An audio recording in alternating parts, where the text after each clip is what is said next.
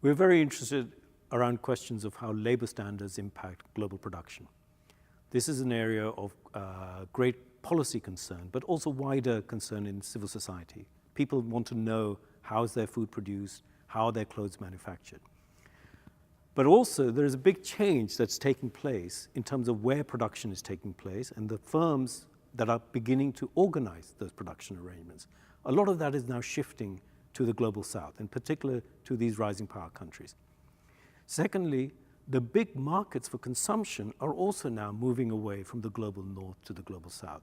The growing consumer markets and the rise of demand amongst middle-class consumers in these economies raise questions about how do those consumers, those countries, and firms from within those countries begin to think about labor standards in production arrangements.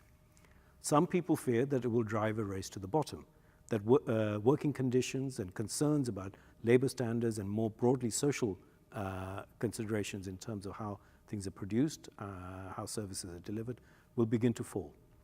We want to investigate that.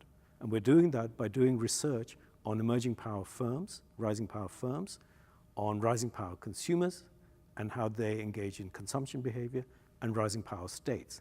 How those countries, particularly China, Brazil, and India, beginning to think about labor standards and their regulation on labor and their enforcement of labor conditions in their own countries, and also how they're beginning to engage in the international forums and international bodies where rules around labor in trade are shaped.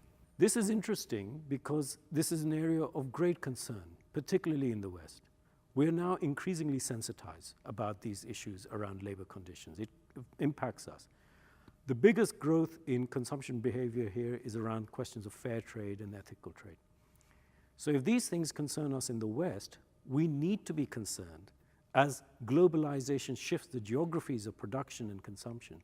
We need to be concerned about how these values, how these considerations impact on other parts of the world that are going to be exercising much greater influence in global economic governance.